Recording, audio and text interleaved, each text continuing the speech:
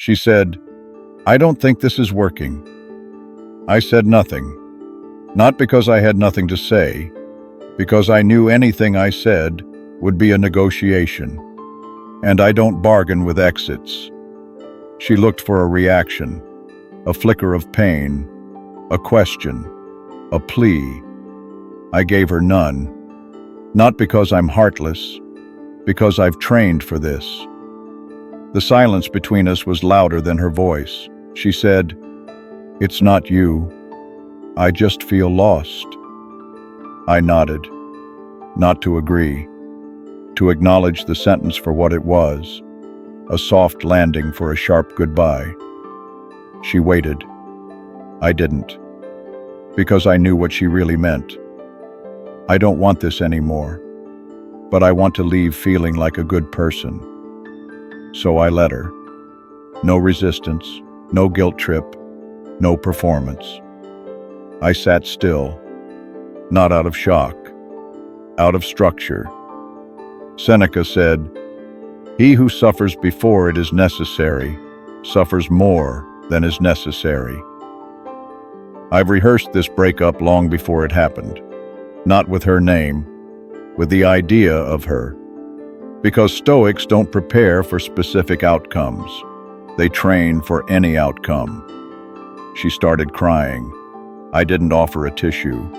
I offered space, because I wasn't there to fix her sadness. I was there to survive it.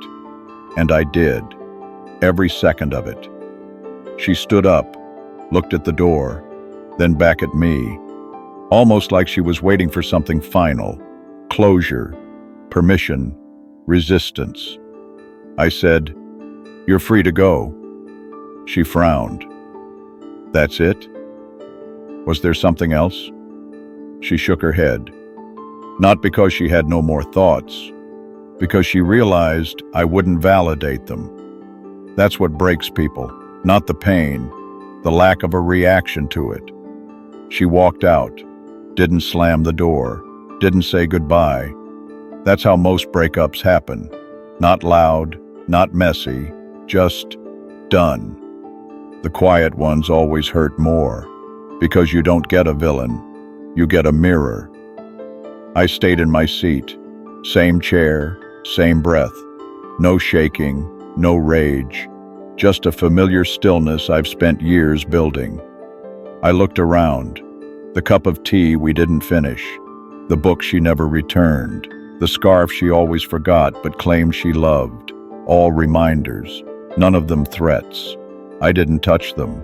I didn't clean. Because grief doesn't need fixing, it needs facing. I opened my notebook, wrote one sentence. She left. I stayed. Not as poetry, as fact. That's the part most people don't understand. You don't need to collapse to prove you cared. Sometimes the most violent form of love is letting someone walk away without dragging your dignity behind them. I didn't listen to music, didn't open Instagram, didn't text anyone, because I don't need to distract my pain. I just need to meet it. And in that silence, I wasn't empty. I was clear. The apartment was quiet. Not the kind of quiet that begs for noise, the kind that demands respect. I didn't touch her things, didn't smell her perfume, didn't go through old messages like they held answers, because they didn't. Memories are not invitations, they're just echoes. And I don't chase echoes. I made tea, same brand we always drank. She used to add honey. I never did. Today I didn't either. Not to prove a point, to stay unchanged. Because some rituals outlive relationships. I walked past the couch, the one we used to sit on. She'd curl up, I'd read. She'd ask questions, I'd give quotes. She used to call me a walking Marcus Aurelius. I used to smile. Now, I just keep walking.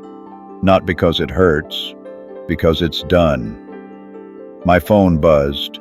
Not her. Spam. I didn't check her socials, didn't block, didn't stalk, because I wasn't trying to erase her. I was just choosing not to perform loss like a play for the algorithm. I passed the mirror, Stopped, looked, not to admire, not to judge, just to witness. The same man, same eyes, maybe a little quieter, not broken, not healed, just present. Seneca said, "It is not that we have a short time to live, but that we waste a lot of it." So I didn't waste it. Didn't write long texts I'd never send. Didn't replay voice notes. Didn't romanticize a story that was clearly closing. I just sat. Not to sulk, to integrate. Because pain doesn't shrink by running. It settles by being seen. I walked to the balcony. The city didn't know I was single, didn't care, didn't slow down. That's the thing about breakups. They feel huge inside, invisible outside. And maybe that's the point. To realize that life won't pause for your wounds. So you have to learn how to walk, even while bleeding. I remembered our first date. She laughed too loud.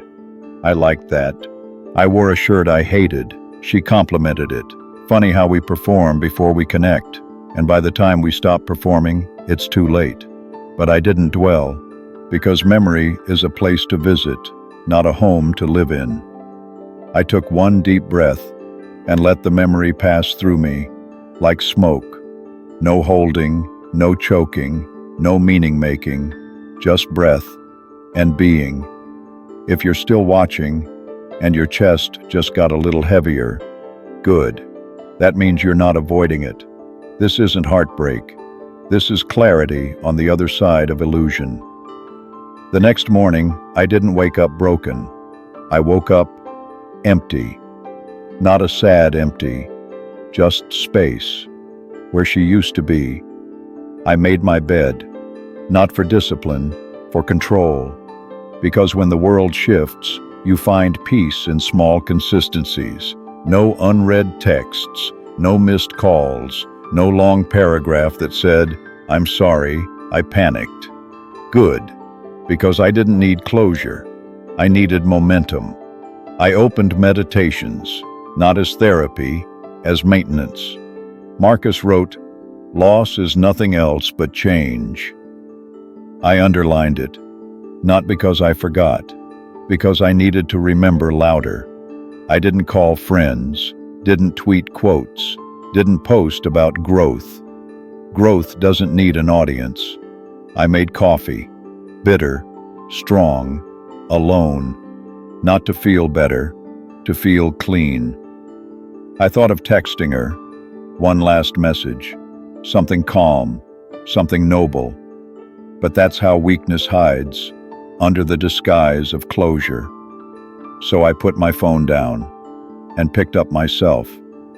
The gym was full, people sweating, moving, forgetting. I didn't go, not because I was lazy, because I wasn't escaping. Most people don't train, they run. Instead, I sat with my planner, wrote one line, "Now what?" Not, "How do I fix this?" Not, "How do I replace her?" Just, "What now?" For me. Because people leave. But the mission doesn't. I cleaned my desk, deleted the playlist, folded her hoodie she left behind, didn't smell it, didn't hesitate. Because everything you keep past its time starts keeping you. Later that night, someone sent me a quote, "You'll love again." Cute, wrong. I don't need another love. I need a better version of me before I meet her again. Or someone else, or no one. Because wholeness doesn't require replacement. It requires reconstruction. And that's what I started. Silently. Seriously. And if you're still watching, and your mind just went quiet for no reason, good. That's not sadness. That's weight leaving your system. Stay with it. 2 days later, she texted. Not an apology, not a confession. Just, "Hey." 2 letters. 1 test. I didn't panic. I didn't analyze the timing. I didn't send it to a friend for decoding. I just stared at the screen. Hey. It wasn't a hello.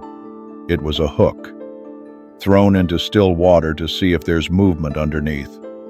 My old self would have answered fast, polite, collected, curious. Hey, how are you?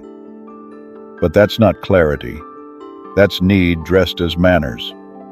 And I'm done with that costume. I locked the phone, not out of strength, out of completion.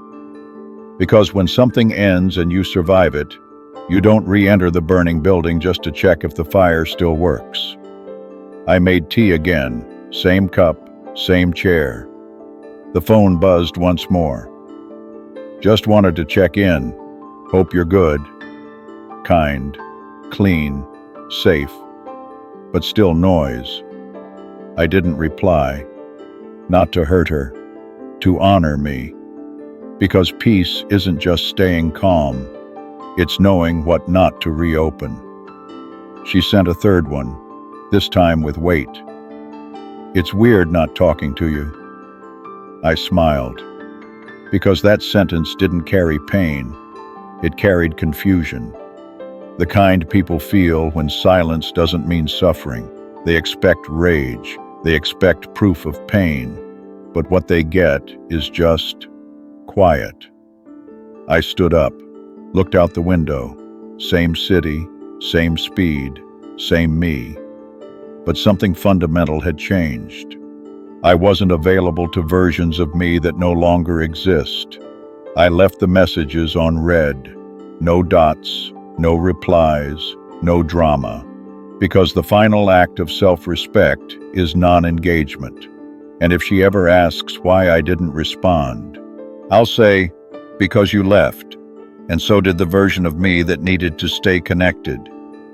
If you've ever stared at a text, knowing you could reply, but chose peace instead, that's not indifference, that's evolution. Welcome to it. 3 days passed. The silence didn't get louder. It got cleaner. No overthinking, no craving, just space. The kind of space that lets you see everything you were too blind to notice before. I wasn't sad. I was sharp.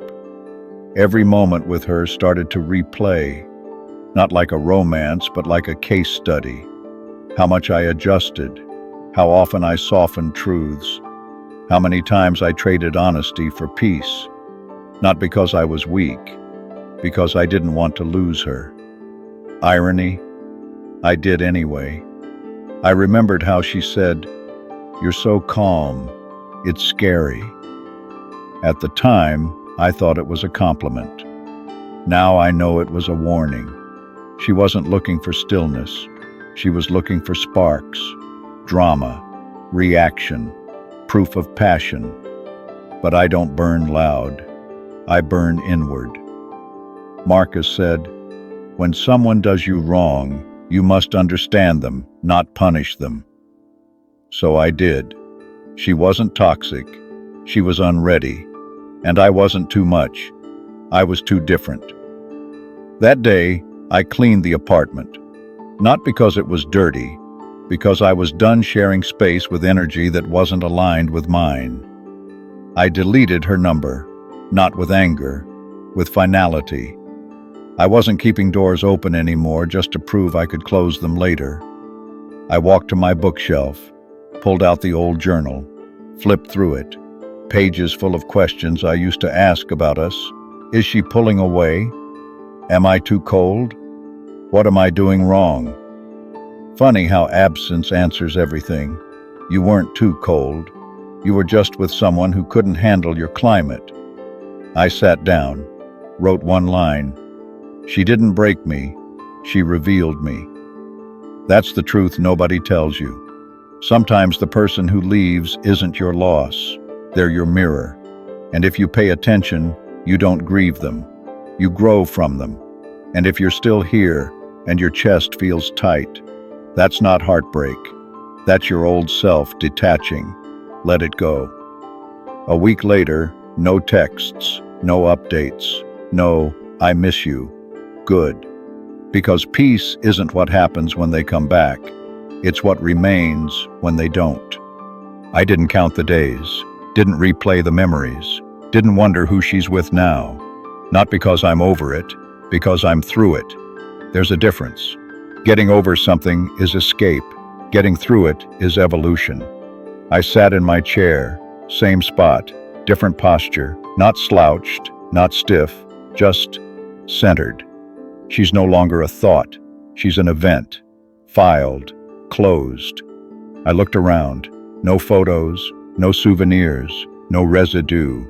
My space is clean. So is my mind. People think healing is loud, that it needs music, journaling, sage smoke. But real healing is invisible. It's what you don't say anymore, what you don't check anymore, what you don't chase anymore. I passed by the mirror, again, same man, but now there's stillness in the eyes. That kind of stillness that doesn't come from winning. It comes from not needing to. Marcus said, "The best revenge is to be unlike him who performed the injury." She left. I didn't react. I rebuilt. That's not revenge. That's returning to yourself. She may remember me one day, the quiet, the calm, the way I didn't collapse when she walked away. Maybe she'll think I didn't care, but I did. I just cared more about keeping my center than proving my pain. If you've ever stayed silent, not because you were numb, but because you were focused, welcome to the inner fort, not content, clarity. Watch the next story if you're done breaking and ready to build.